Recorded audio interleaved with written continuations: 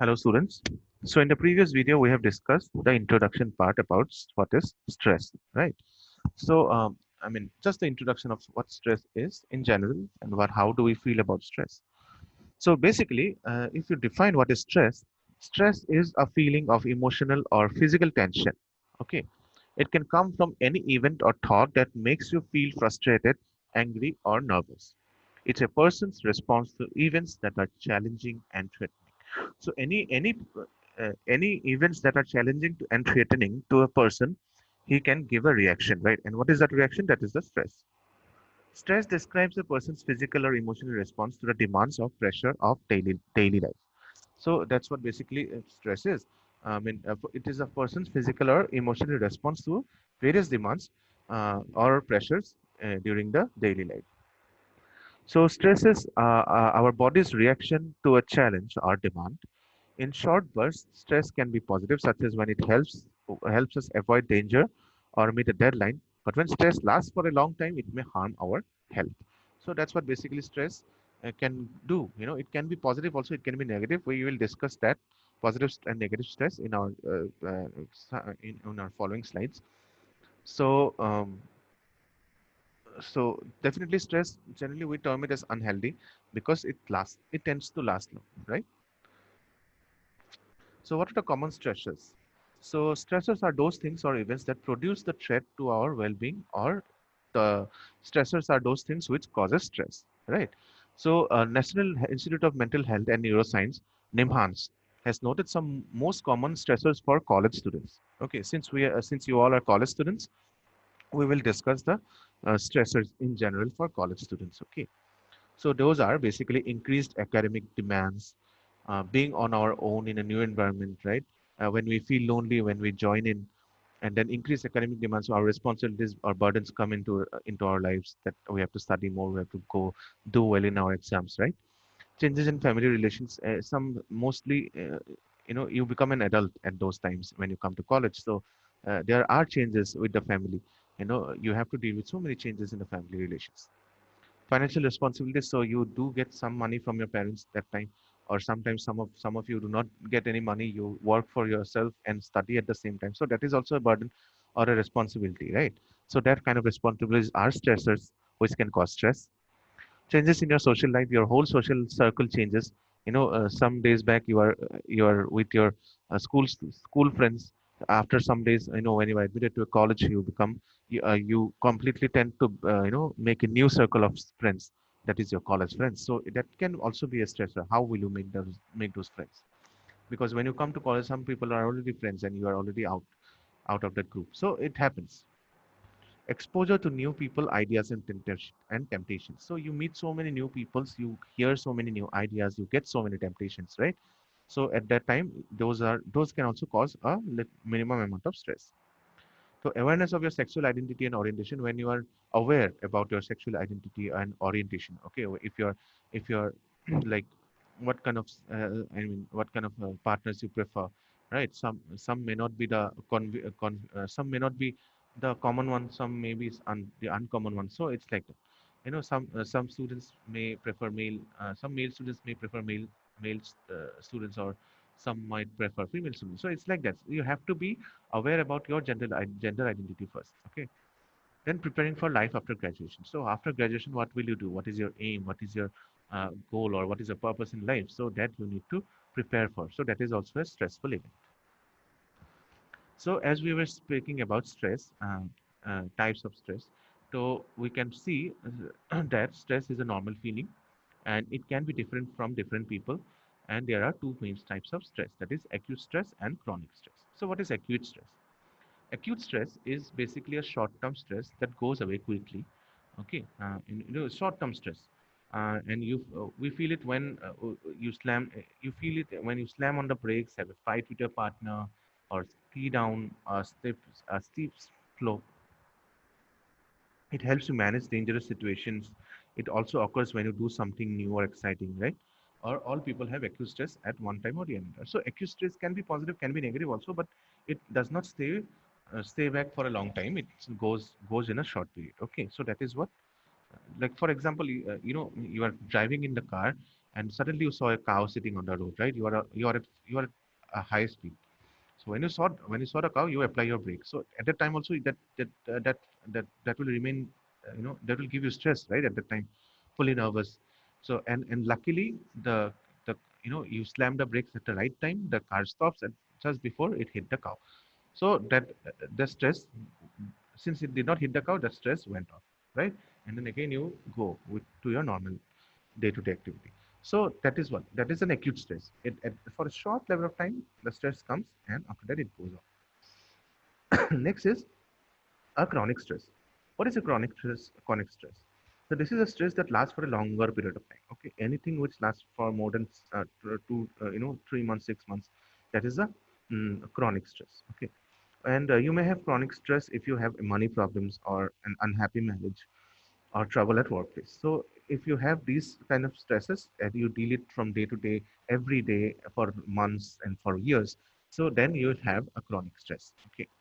Any type of stress that goes on for weeks or months is chronic stress. You can become so used to chronic stress that you do not realize that it is a problem. If you do not find ways to manage stress, it will lead to other health problems. So that is basically true. When you do not react to chronic stress, you will not feel it as a problem. You will feel it as a habit, or you'll be used to it, right? So, but that may cause some severe health problems in the future. So there are types of stressors also. Some are positive, some are negative, right? As we have already discussed before. So stress is not always a bad thing, but stress is simply the body's response to changes that create taxing demands. So Dr. Salier and Dr. Lazarus, they suggested that there is a difference between eustress, which is a term for positive stress, and distress, which is a term for negative stress, right? So in daily life, when we often use the term stress, um, it is to describe negative emotions. So this leads to many people to believe that all the stress are bad, but which is not true. There are some good stress also. So let's see what is that good stress and bad stress. First one is eustress. Eustress is also known as good stress or positive stress, right? So what kind of eustress can what can one of what kind of stress can be called as eustress? For example, motivates or focuses energy. Any stress which motivates or focuses our energy, and any stress which is short term. Okay, it can also be acute stress. It is perceived as within our coping abilities. Some stress that is some these are some stressors which we feel that it is beyond, it is not within our reach. It is within our reach, not beyond our reach. Okay, so feels exciting. Sometimes we are going to meet our loved one for the first time, face to face. So at that time, what happens? We feel excited, right? How it will go. So there is also a stress, right? When you are fully prepared for an exam and you know that it will go well, but you will feel some kind of stress before entering the exam hall. That also is a positive stress. So these are all the examples of positive stress. Okay, so this kind of stress also improves our performance.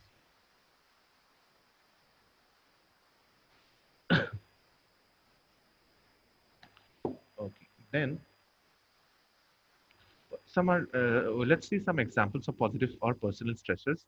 Those they include receiving a promotion or raise at work, then starting a new job, marriage, newly married, then buying a home, then having a child. So,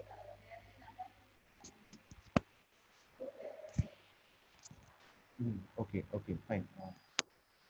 It is marriage, or it can be buying a home, or having a child, right? So those can be done. So there are other there are other type of there are other type of eustress also, like moving, or taking a vacation, or retiring. When you retire, that time also you feel stressed. Then when you are doing when you are going for a holiday season or a vacation, or when you are taking any educational classes, or you are learning a new hobby. So all these are examples of eustress. So next, see, in contrast, what is distress? So distress is basically a negative stress. Okay, it is known as negative stress, and it can cause a lot amount of anxiety to our self.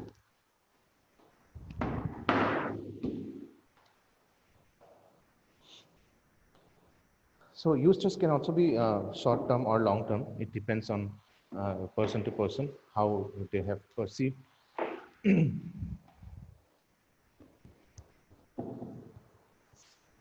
And it is it is perceived as outside as of our it can be perceived outside of our coping abilities, or it feels unpleasant, and it decreases performance.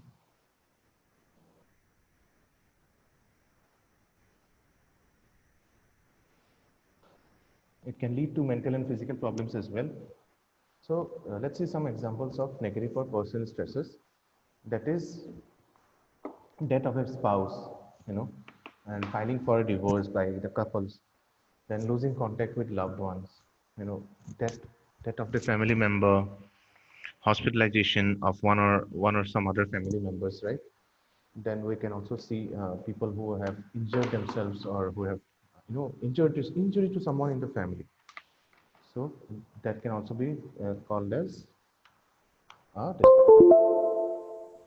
so being abused or neglected, separation from spouse or committed relationship partner, then conflict with interpersonal relationships, then bankruptcy or financial issues, unemployment, various sleep problems.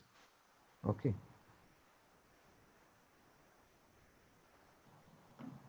sleep problems, children problems at school. So all these problems can be seen in distress.